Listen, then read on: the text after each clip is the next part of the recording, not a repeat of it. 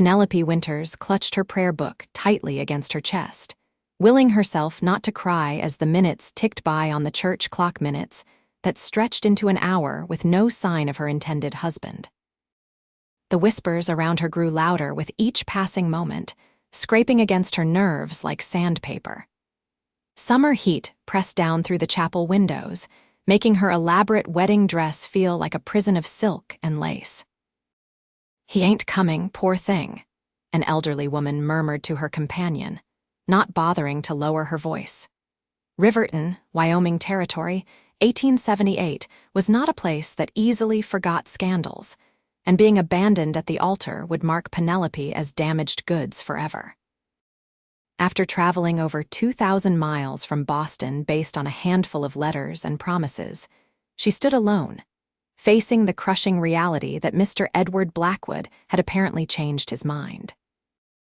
The church doors creaked open, and Penelope's heart leapt, only to plummet when she saw it was merely another curious onlooker coming to witness her humiliation. Reverend Miller approached her with sympathetic eyes. "Miss Winters, perhaps we should consider—" "I reckon I'll stand with the lady," came a deep voice from the back of the church. Heads turned as a tall figure moved down the aisle. Dust from the trail still clung to his clothes, and the spurs on his boots made a rhythmic sound against the wooden floor. Penelope had never seen him before, a broad-shouldered man with sun-weathered skin and eyes the color of a summer sky. "Name's Forrest Wade," he said, removing his hat as he approached the altar. "Couldn't help but notice there seems to be a wedding missing a groom." Penelope stared at him, mortification giving way to confusion. "Sir, I don't understand what you're just offering to help a lady in distress," he said quietly, for her ears alone. "Seems to me you came too far to go back empty-handed. I'm not proposing marriage, just standing beside you so you can leave this church with your head high." Before she could respond, the church doors slammed open again. A disheveled Edward Blackwood stumbled in, reeking of whiskey. "Sorry for the delay, everyone," he slurred. "Had some business to attend to." Forrest's expression hardened as he looked from Edward to Penelope's pale face. "Lady," he whispered, "you deserve better than this." In that moment, looking at the drunken man she had traveled across the country to marry, and the steady stranger offering her dignity, Penelope made a decision that would change her life forever. "Mr. Blackwood," she said clearly, her voice carrying through the hushed church, "I'm afraid you're too late. I've found someone who understands the value of punctuality." Gasps echoed through the pews as she tucked her hand into the crook of Forrest Wade's arm. The cowboy's eyes widened briefly before his face settled into a confident smile.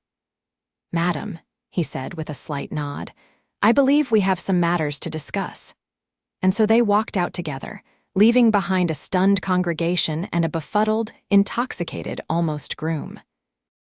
The sun blazed overhead as they stepped outside, two strangers bound by an impulsive decision that neither fully understood. "Mr. Wade," Penelope said when they'd walked far enough away from the church, her voice trembling slightly. "I must thank you for your intervention, but I don't expect—" "Miss Winters," he interrupted gently. "Let's find somewhere to talk that isn't the middle of the street with half the town watching through their windows." He led her to a small cafe across from the general store, where they took a table in the corner. For the first time, Penelope truly looked at the man who had stood beside her. His face was lean and tanned, with faint lines around his eyes that suggested he smiled often. His hair was the rich brown of coffee with just a touch of cream, and despite his trail-worn clothes, there was a certain dignity in the way he carried himself. "I run a cattle operation about 15 miles outside of town," he explained after ordering coffee for them both. "Was coming in for supplies when I heard there was to be a wedding. Then I noticed all the commotion and folks talking about the bride being left standing." "Why would you help me?" Penelope asked, her fingers nervously tracing the rim of her coffee cup. "You don't know me at all." Forrest's eyes met hers directly. "My mother was a mail-order bride, My father died before she arrived. The town treated her like she was nothing damaged goods, they called her. No one stood up for her. He paused. I guess I was standing up for her today as much as for you. What happens now? Penelope asked, the reality of her situation beginning to sink in. I have nowhere to go. My parents are dead, and I sold everything I own to come west. Forrest considered her words carefully. I have a proposition, Miss Winters. Not marriage, not yet anyway, but I do need help at my ranch. My housekeeper left last month to care for her ailing sister. I need someone to cook and keep house. You'd have your own room, and I'd pay you fair wages. You would trust a complete stranger in your home. Would you trust a complete stranger to take you to his ranch? He countered with a slight smile. Penelope found herself smiling back despite everything. It seems we have reached an impasse of trust. Or the beginning of it, Forrest replied. Tell you what, you can stay at the hotel tonight on my account. Think about my offer. I'll be leaving tomorrow at noon. If you decide to come, meet me at the general store. Penelope considered her options, which were painfully few. Return east with no money and face humiliation. Stay in Riverton where everyone had witnessed her abandonment. Or take a chance on this stranger who had shown her more kindness in an hour than her intended husband had in all their correspondence. I don't need until tomorrow, she said firmly. I accept your offer, Mr. Wade. Forrest, he corrected. If we're going to be living under the same roof, you might as well use my given name. Then you must call me Penelope. They finished their coffee in companionable silence, both aware that they had formed an unusual alliance.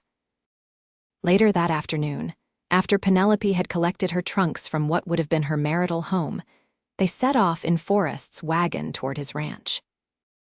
The journey was quiet at first, with Penelope watching the landscape change from the small town to rolling prairie dotted with sagebrush and occasional stands of cottonwood trees. The enormity of what she had done began to weigh on her. She had left everything familiar behind for a man who hadn't even bothered to show up sober to their wedding, and now she was heading to an isolated ranch with a man she'd known for less than a day. Having second thoughts, Forrest asked, noticing her pensive expression. Perhaps third or fourth ones, she admitted, but they're no stronger than the first or second. He laughed, a warm sound that somehow made the vast landscape feel less intimidating. Tell me about yourself, Penelope. What brings a Boston lady all the way to Wyoming Territory to marry a man she's never met? She sighed, adjusting her position on the hard wagon seat. After my parents died of influenza, I found myself with a good education but few prospects. I was working as a governess for a family who treated me like a servant rather than an educator. When I saw Mr. Blackwood's advertisement for a bride, his letters seemed so thoughtful, so promising. She shook her head. I suppose I wanted to believe in the possibility of a new life. And now? Now I'm still hoping for that new life, just in a different form than I expected. Forrest nodded. The West has a way of changing our expectations, sometimes for the better if we let it. By late afternoon, they crested a hill and Forrest pointed ahead. There it is, Aspen Creek Ranch. Penelope took in the sight below them a sturdy log house with a wide porch, several outbuildings, corrals with horses, and in the distance, cattle grazing on green pastures. Behind the buildings rose mountains, their peaks still holding patches of snow despite the summer heat. It's beautiful, she said sincerely. It's home, Forrest replied, a note of pride in his voice. Built most of it with my own hands. As they approached the ranch, a dog came bounding out to meet them, a large black and white border collie that barked excitedly. That's Ranger, Forrest said. Best cow dog in the territory. Two men emerged from one of the outbuildings as the wagon pulled up.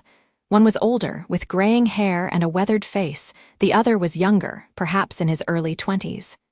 Jim, Miguel, Forrest called out. Come meet Miss Winters. She's going to be helping us out around the place. The men approached, eyeing Penelope curiously. Miss Winters, this is Jim Harker, my foreman, and Miguel Vasquez, who helps with the cattle and horses. Both men touched their hats respectfully. "Madam," Jim said, his eyes questioning as he glanced at Forrest.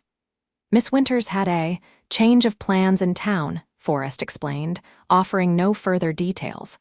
"She'll be taking over housekeeping duties." Jim nodded, seeming to accept this explanation, though his eyes remained curious.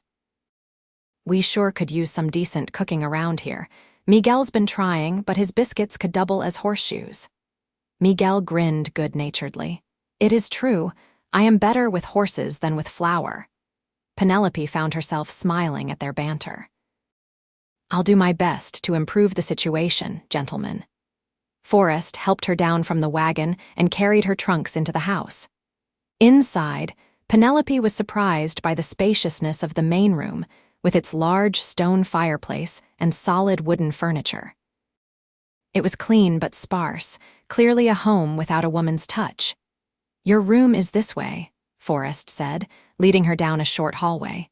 He opened a door to reveal a modest but comfortable bedroom with a window overlooking a small garden. The previous housekeeper kept this garden. "It's gone a bit wild, but you're welcome to tend it if you like." "Thank you," Penelope said, taking in the room that would be her new home. "This is more than I expected." "I'll let you get settled," Forrest said, placing her trunks at the foot of the bed. "Supper's usually at 6, but take your time today. I imagine it's been quite a day for you." Left alone, Penelope sat on the edge of the bed and finally allowed herself to cry, not from sadness, but from the sheer relief of having survived what should have been the worst day of her life, only to find herself in a place that already felt safer than anywhere she'd been since her parents died. By the time she emerged from her room, having changed from her wedding dress into a simple blue skirt and white blouse, she had composed herself and was ready to begin her new role. She found the kitchen well-stocked but disorganized and set about preparing a simple meal of beef stew and fresh bread. The men arrived promptly at 6, washing up at the pump outside before entering the house.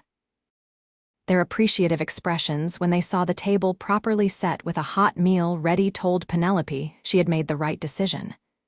"Miss Winters," Jim said after his first bite, "I think you just saved us all from starvation." "Or at least from my cooking," Miguel added with a laugh. Forrest said little during the meal, but Penelope caught him watching her several times, his expression thoughtful. After dinner, when Jim and Miguel had returned to their quarters in the bunkhouse, Forrest helped her clear the table. "You don't have to do that," she protested as he gathered plates. "My mother taught me that real men aren't afraid of dishwater," he replied. "Besides, you've had a long day." As they worked side by side, Penelope felt a strange comfort in the domestic routine with this man who was still essentially a stranger. "Forrest," she said hesitantly, "I want to thank you again for what you did today. Not many men would have stepped in like that." He rinsed a plate before answering. "I meant what I said in town. You deserve better than what that man was offering." "And what exactly are you offering?" she asked boldly, surprising herself with the directness of the question. Forrest looked at her, his blue eyes serious. "For now." "Work, shelter, and respect. Beyond that, I think we both need time to figure out who we are to each other if we're to be anything at all." Penelope nodded, appreciating his honesty. "That seems fair." Later, as she prepared for bed in her new room, Penelope caught sight of her wedding dress hanging on the wardrobe door. It represented everything she had hoped for when she left Boston: security, family, a place to belong. Now those dreams had transformed into something undefined, a blank page where once there had been a carefully written plan. She fell asleep wondering what new story might be written on that page, and whether the tall cowboy with the kind eyes would feature in it. The following weeks fell into a rhythm that gave Penelope a sense of purpose she hadn't felt in years. She rose early each morning to prepare breakfast for the men before they headed out to work with the cattle. During the day, she cleaned, baked, mended clothes, and gradually brought order to the house that had clearly been lacking a woman's attention. She took particular pleasure in reviving the garden, pulling weeds and nurturing the vegetables and herbs that had been struggling to survive. It became her sanctuary, a place to think and plan as she worked the soil. Forrest was often gone from sunrise to sunset, but she came to look forward to their conversations over supper or during the quiet evenings when he would sometimes read aloud from one of the books in his surprisingly extensive library. One evening, about 3 weeks after her arrival, Penelope was sitting on the porch shelling peas when Forrest returned earlier than usual. He sat beside her on the wooden bench, reaching into the basket to help. "You don't have to do that," she said. "I know," he replied simply, his fingers deftly opening the pods. "I like helping." They worked in companionable silence for a while before Forrest spoke again. "I'm heading into town tomorrow for supplies. Would you like to come along?" Penelope hesitated. She hadn't been back to Riverton since the day of the non-wedding, and the thought of facing the townspeople's gossip made her stomach clench. "I don't know if that's wise," she said carefully. "People will talk. People always talk," Forrest replied. "But I thought you might like to choose some fabric for curtains or whatever else the house needs, and maybe visit the bookshop." The mention of books tempted her. "How did you know I like to read?" he smiled. "I've seen how you look at my books, and you've already read through half my collection." Penelope found herself returning his smile. "Very observant of you, Mr. Wade. So you'll come?" She nodded. "Yes, I'll come." The next morning, they set out early, the journey to town filled with easy conversation about books they'd both read and Forrest's plans for the upcoming cattle drive. Penelope was surprised at how knowledgeable he was about literature, and when she commented on it, he chuckled. "My mother was determined I wouldn't be an uneducated cowboy. She was a schoolteacher back east before she came west. Taught me herself until I was 12, then insisted I attend school in Denver for a few years. She sounds like a remarkable woman." "She was," he said, a shadow crossing his face. "Lost her to typhoid 5 years ago." "I'm sorry," Penelope said softly. "It's hard losing parents." He nodded, acknowledging her understanding. "It is, but she'd be happy to see the ranch thriving. It was her dream as much as my father's." As they approached Riverton, Penelope grew tense, straightening her bonnet and smoothing her skirt. "What will you tell people about our arrangement?" Forrest considered this. "The truth, I suppose, that you're working at the ranch as my housekeeper. Beyond that, it's no one's business."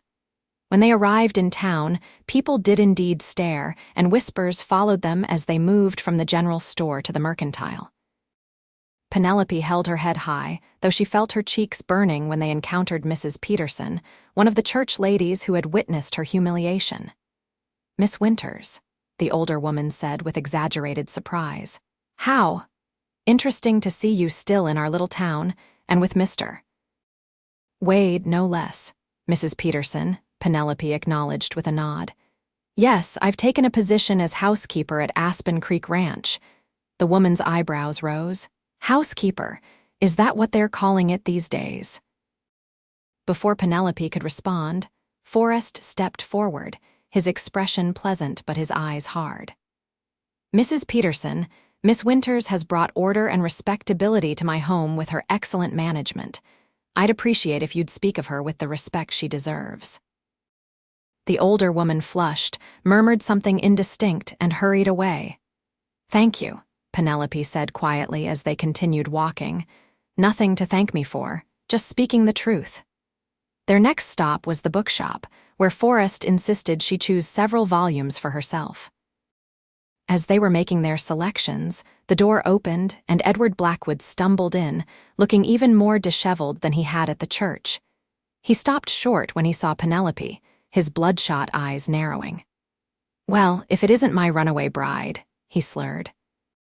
"Didn't take you long to find a replacement, did it?" Forrest moved protectively closer to Penelope, but she placed a gentle hand on his arm. "I can handle this," she said softly before turning to Edward. "Mr. Blackwood," she said calmly. "I believe it was you who failed to appear at our wedding until well after the appointed hour, and in no condition to take vows. I simply had the good sense to recognize a blessing in disguise." Edward took a step toward her, anger flashing in his eyes. You think you're too good for me. You're nothing but a— Careful, Forrest interrupted, his voice low and dangerous. The next words out of your mouth better be an apology to the lady. Edward looked from Forrest's hard expression to Penelope's composed one and seemed to deflate. You deserve each other, he muttered before turning and stumbling back out of the shop. The bookseller, who had been watching wide-eyed, cleared his throat. Those books will be 50 cents, Mr. Wade. Outside, Penelope released a shaky breath. I'm sorry about that. You have nothing to apologize for, Forrest said firmly, and you handled yourself well. Still, perhaps we should finish our business and head back to the ranch. They completed their purchases quickly and were soon on the road home. As they traveled, Penelope found herself studying Forrest's profile against the backdrop of the mountains. She had come to Wyoming to marry a man she thought she knew from his letters, only to discover he was nothing like the person he had portrayed. And now here she was with a man who had shown her more respect and kindness in a few weeks than Edward had in all their correspondence. Penny for your thoughts, Forrest said, catching her gaze.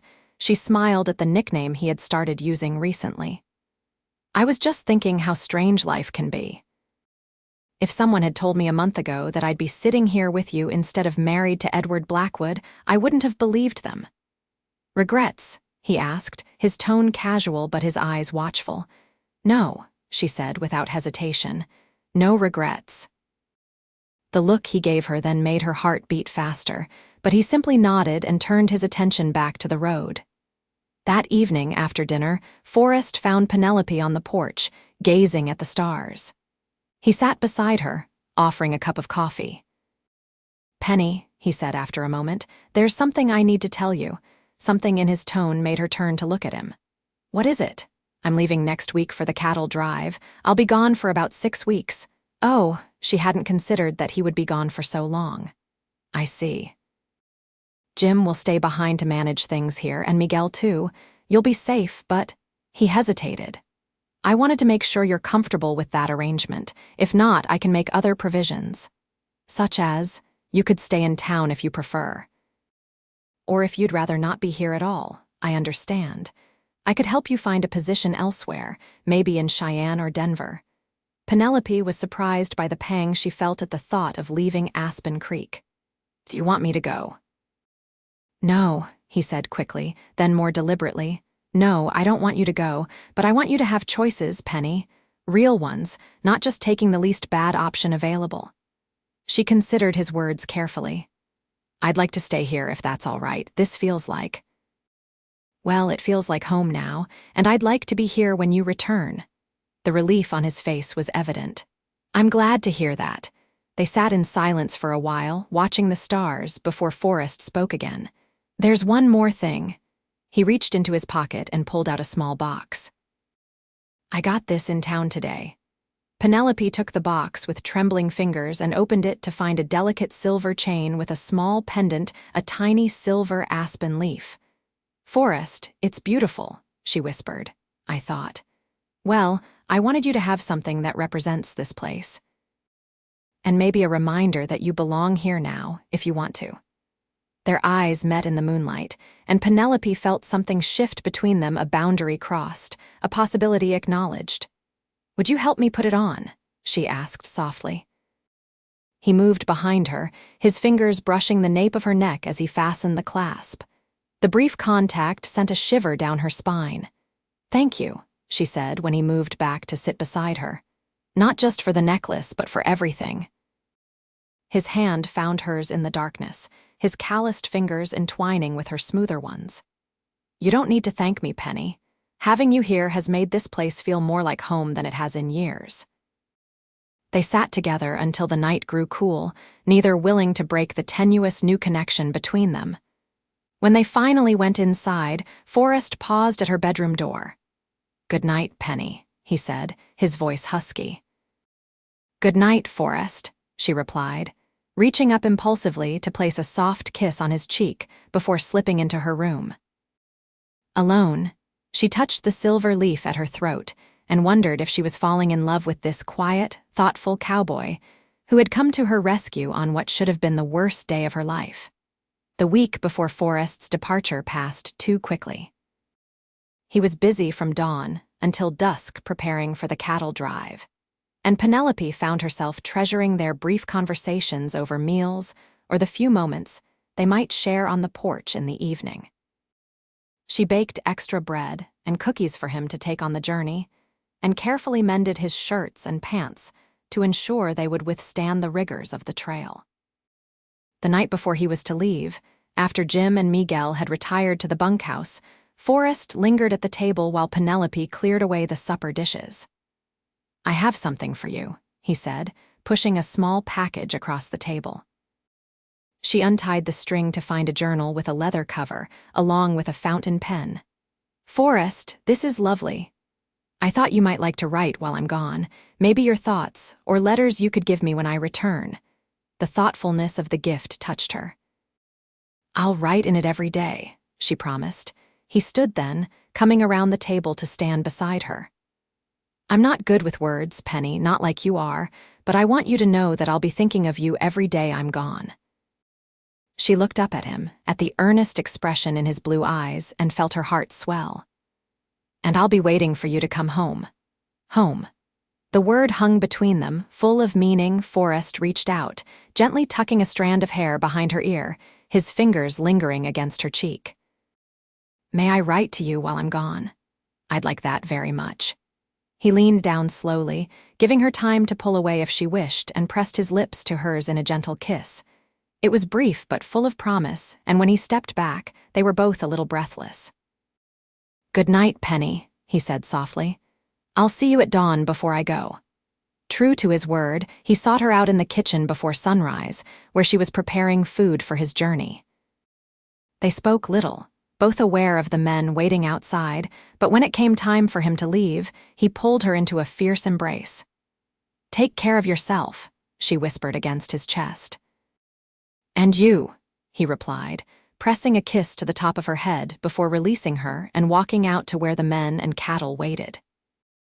Penelope stood on the porch, watching until the herd and riders disappeared from view, then turned back to the suddenly empty house, determined to keep herself busy until his return. The days settled into a new routine. Jim and Miguel still came for meals, but they ate quickly and spoke little, clearly uncomfortable with social conversation. Penelope tended her garden, which was now flourishing with summer vegetables, and explored the bookshelves more thoroughly, discovering volumes of poetry she hadn't noticed before. In the evenings, she wrote in the journal Forrest had given her, recording her days but also her thoughts and feelings, especially those concerning him. It became a kind of conversation with him in his absence, and she found herself looking forward to sharing parts of it when he returned. 2 weeks after Forrest left, Jim brought her a letter that had arrived with the supply wagon from town. She recognized Forrest's handwriting immediately and took it to the garden to read privately. "Dear Penny," it began. "We've reached the halfway point to Cheyenne with the herd intact, despite a thunderstorm that nearly caused a stampede. The men are in good spirits, though I must say the coffee isn't nearly as good as yours. The nights are the hardest part of these drives, not because of the discomfort of sleeping on the ground, but because it's when I find myself thinking most about home. About you. The way you look in the evening light on the porch, the sound of your laugh when Miguel tells his ridiculous stories, the feel of your hand in mine that last night. I hope this finds you well and that the ranch is running smoothly in my absence. I'll write again when we reach Cheyenne. Yours, Forrest." Penelope pressed the letter to her heart, reading it twice more before carefully folding it and placing it in her journal. That night, she wrote a long entry addressed directly to Forrest, telling him about the garden, about the family of rabbits that had taken up residence near the barn, about how she missed the sound of his boots on the porch in the evening. A week later, another letter arrived, this one longer, with more details about the cattle drive but also more personal reflections. "I've been thinking about what happens when I return," he wrote, "about what I want for the future, about what you might want. I find myself hoping those two visions might align." Penelope wrote back immediately, though she knew her letter wouldn't reach him until he arrived in Cheyenne.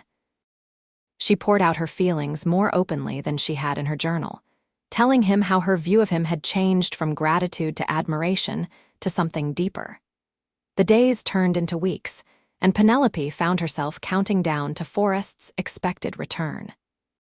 She had just marked off another day on the small calendar in the kitchen when she heard horses approaching.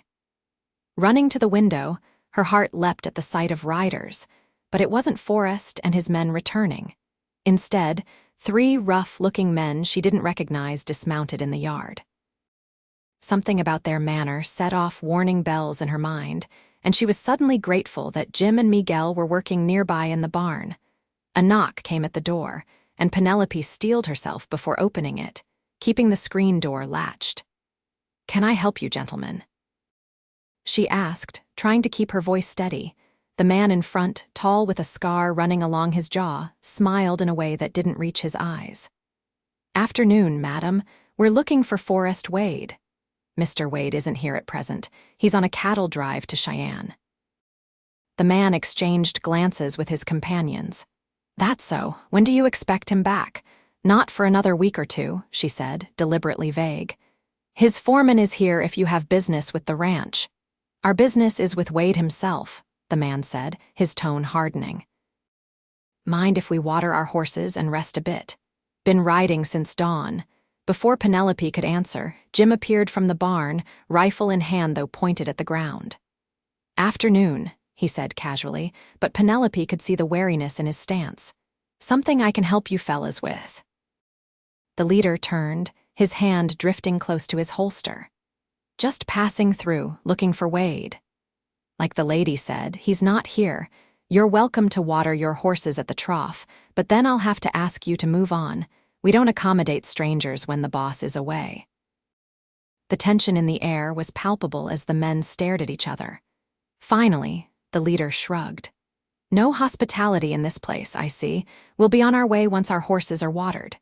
Jim kept his rifle ready as the men led their horses to the trough. They spoke in low voices among themselves, occasionally glancing toward the house where Penelope still stood in the doorway. "Get inside and lock the door," Jim said quietly when he reached the porch. "Don't open it until I tell you it's safe." Penelope did as she was told, watching through the window as the men mounted up and rode away, but not before the leader looked directly at the house with an expression that sent chills down her spine. When they were gone, Jim came to the door. "You can unlock it now, Miss Winters." She let him in, her hands trembling slightly. "Who were they, Jim?" The foreman's weathered face was grim. "Don't know for certain, but I have my suspicions. The one with the scar looked like Jake Mercer. He and Forrest have bad history." "What kind of history?" Jim hesitated. "It's not my story to tell, miss, but I think we need to be extra vigilant until the boss returns. I'll have Miguel sleep in the house tonight instead of the bunkhouse, just to be safe." That night, despite Miguel's presence in the front room, Penelope slept poorly, troubled by thoughts of the strangers and worries about Forrest. She wished he would return sooner than planned, yet at the same time feared what might happen if those men were waiting for him. The next morning, she was in the kitchen preparing breakfast when she heard a commotion outside. Looking through the window, she saw a rider approaching at a gallop, one she recognized immediately. "Forrest!" she gasped, dropping the spoon she was holding and running to the door. He dismounted before his horse had fully stopped, his face tight with concern. When he saw her on the porch, relief washed over his features. "Penny," he said, taking the porch steps 2 at a time and pulling her into his arms. "Thank God you're safe." She clung to him, breathing in the familiar scent of leather and pine. "What are you doing back so early? Where are the others?" "They're a day behind me with the herd," he explained, still holding her close. "I rode ahead when I got word in Cheyenne that Jake Mercer was asking questions about me, about the ranch." Jim appeared from the bunkhouse, nodding grimly at Forrest. "They were here yesterday, boss. 3 of them, including Mercer." Forrest's arms tightened around Penelope. "Did they threaten you?" he asked her. No, not directly. Jim sent them away. Forrest looked at his foreman. Get Miguel. We need to prepare in case they come back. For the next hour, Forrest and his men checked weapons and secured the property. Penelope finally managed to pull him aside in the kitchen, demanding answers. Forrest, please tell me what's happening. Who is Jake Mercer and why is he looking for you? He sighed, running a hand through his hair. Jake Mercer is a rustler and a killer. 3 years ago, he and his gang tried to steal a herd of my cattle. There was a shootout. I killed his brother in self-defense, and Mercer took a bullet in the face from me that left him with that scar. He swore he'd get revenge someday. Fear gripped Penelope's heart. And now he's found you. Looks that way. Forrest took her hands in his. Penny, I need you to pack a bag. Jim's going to take you to town where you'll be safer. No, she said firmly. I'm not leaving you here to face them alone. Penny, please, no, she repeated. This is my home too now, and I won't be driven away by fear. Besides, there's safety in numbers. If I go to town and they can't find you here, who's to say they won't look for me there? Forrest looked torn, clearly wanting her safe but recognizing the logic in her argument. All right, he finally conceded, but you stay inside, away from windows if there's any sign of trouble. She nodded, relieved he wasn't going to force the issue. I will, I promise. The day passed tensely, with all of them jumping at every sound. By evening, with no sign of Mercer and his men, they began to hope they might have moved on. After dinner, while Jim and Miguel kept watch outside, Forrest and Penelope finally had a moment alone. I got your letter in Cheyenne, he said, taking her hand. I've read it so many times the paper's starting to wear thin. Despite the day's stress, Penelope smiled. And I've read yours just as often. He brought her hand to his lips. I meant what I wrote, Penny. I've been thinking about the future, our future, if you want that too. I do, she said softly. More than anything. He pulled her close, his kiss more urgent than the gentle one they'd shared before his departure. Penelope responded with equal fervor, weeks of longing and worry pouring into the embrace. When they finally parted, both breathless, Forrest rested his forehead against hers. When this business with Mercer is over, we have a lot to talk about. Yes, she agreed, but for now, I'm just glad you're home. The sound of a gunshot shattered the moment. Forrest pushed Penelope behind him as Jim burst through the door. They're here, the foreman said grimly. At least 5 of them, approaching from the north pasture. Forrest's expression hardened. Get Penny to the root cellar. It's the safest place. Despite her protests, Penelope found herself being hurried through the kitchen to a trapdoor that led to a small underground room used for storing vegetables through the winter. Jim handed her a lantern and a small revolver. Stay here until one of us comes for you, Forrest instructed, his eyes intense. If anyone else tries to open that door, use this. He indicated the gun. Forrest, please be careful, she pleaded, grasping his arm. He kissed her quickly. I will, I have too much to live for now. Then he was gone, the trapdoor closing and leaving her in the dim lantern light. She could hear muffled voices above, then more gunshots. Her hands trembled as she clutched the revolver, praying for Forrest's safety. Time seemed to crawl as the sounds of conflict continued overhead. Penelope tried to count the shots, to make sense of what might be happening, but it was impossible. Then came a crash, as if furniture was being overturned, followed by the sound of breaking glass. Suddenly, the trapdoor was wrenched open. Penelope raised the gun, her finger on the trigger, but lowered it immediately when she saw it was Miguel, blood streaming from a gash on his forehead. Miss Winters, come quickly, he gasped. The house is on fire. We must go. She scrambled up the ladder to find the kitchen filling with smoke. Miguel pulled her toward the back door, but as they reached it, a man appeared in the doorway, the scarred leader from the day before. Well, well, he drawled, training his gun on them. Look what I found. Miguel pushed Penelope behind him. Run, he shouted, lunging at Mercer. The gun went off, and Miguel fell back against her. Penelope screamed as his weight bore her to the floor, his blood soaking her dress. Mercer stepped over Miguel's body, reaching for her. You'll make fine leverage to draw Wade out, he said, grabbing her arm. Penelope's hand closed around the revolver she dropped when Miguel fell. Without conscious thought, she raised it and pulled the trigger. The blast was deafening in the confined space, and Mercer's eyes widened in shock as he stumbled backward, clutching his chest. He wasn't dead, though. Despite the wound, he lunged for her again, his face contorted with rage. Penelope fired once more, and this time Mercer collapsed, unmoving. The smoke was thickening, making it hard to breathe. Penelope tried to drag Miguel toward the door, but he was too heavy. Coughing, her eyes streaming, she stumbled outside, screaming for help.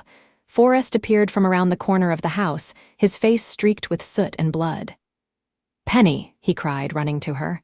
"Are you hurt?" "Miguel," she gasped. "Inside, shot, and Mercer I shot him." Forrest's expression shifted from relief to grim determination. "Stay here," he ordered, rushing into the burning kitchen.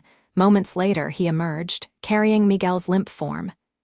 Jim ran to help, and together they carried the wounded man to the bunkhouse, away from the burning main house. Penelope followed, her legs shaking.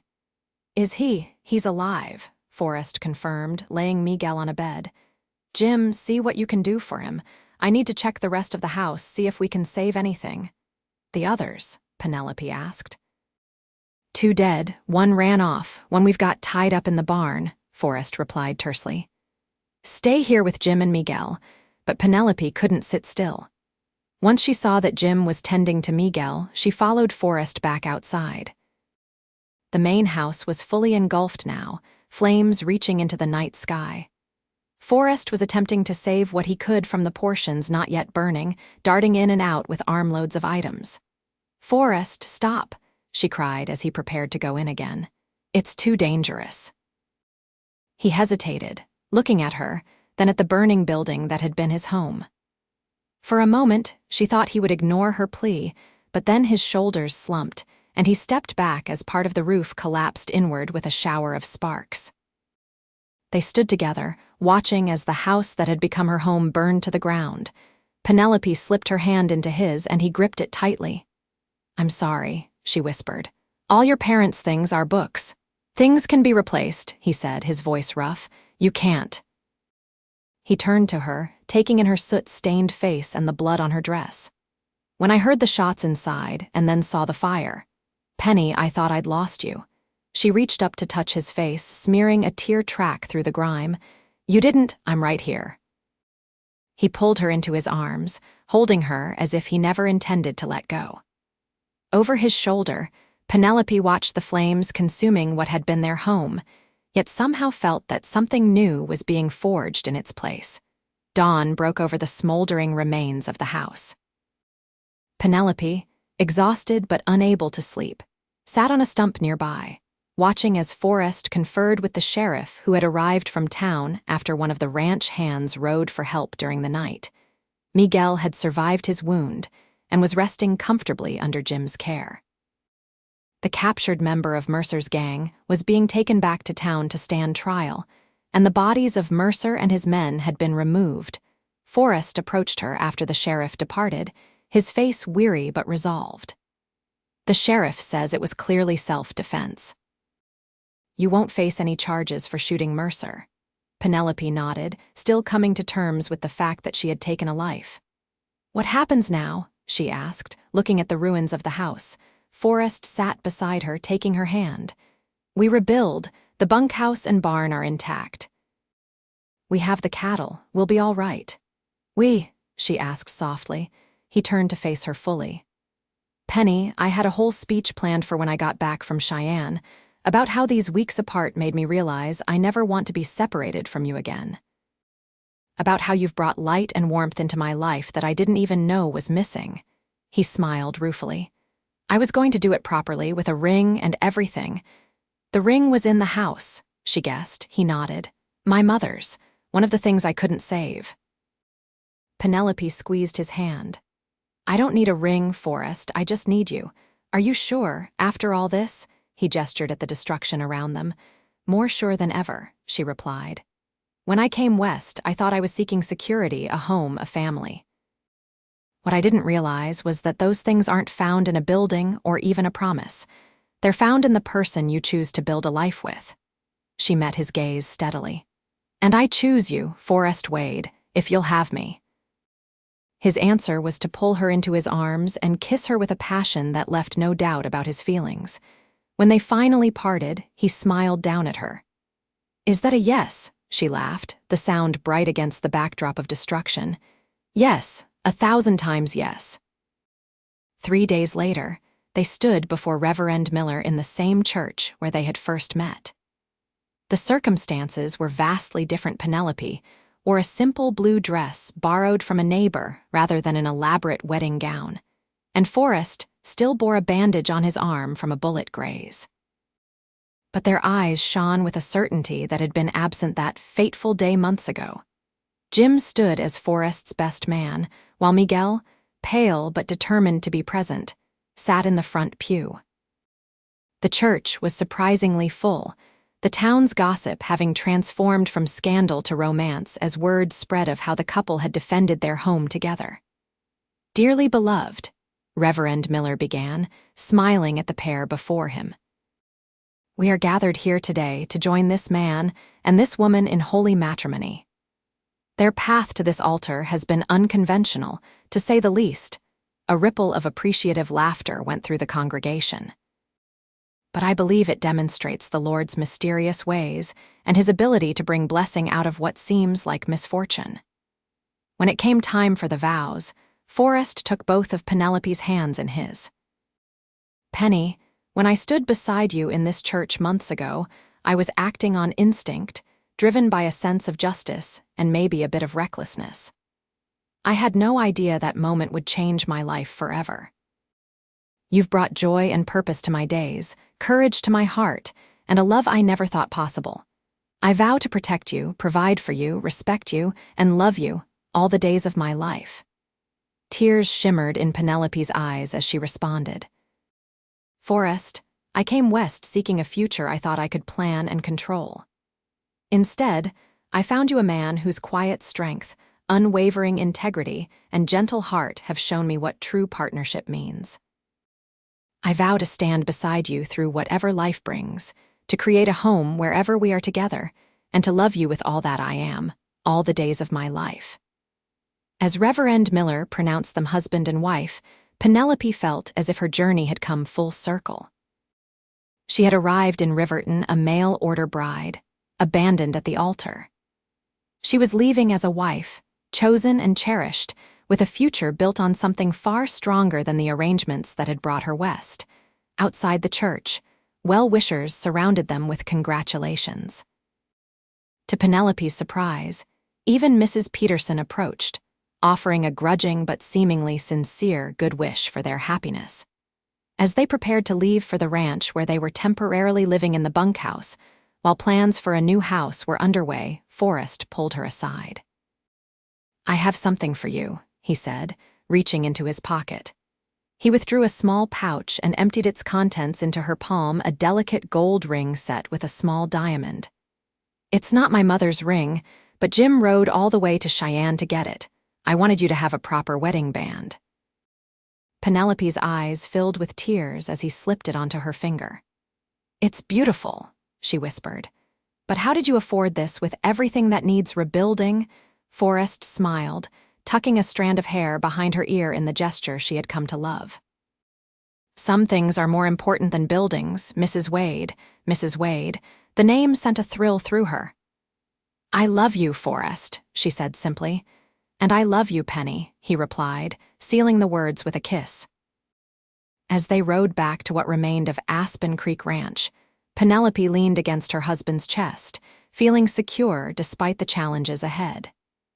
They had a home to rebuild, a life to create together, and a love that had been forged in the most unexpected of circumstances. 6 months later, Penelope stood on the porch of the newly built house, watching as snow began to fall on the mountains in the distance. The house was larger than the previous one, with more windows to let in light and a proper study filled with new books to replace those lost in the fire. She felt Forrest's arms encircle her from behind, his hands coming to rest protectively over her slightly rounded belly. "Cold?" he asked, his breath warm against her ear. "Not anymore," she replied, leaning back against him. "I was just thinking about how much has changed in a year." "For the better, I hope," he murmured. She turned in his arms to face him. "Far better than I could have imagined, though I still can't believe how it all began being left at the altar only to find the love of my life standing beside me instead."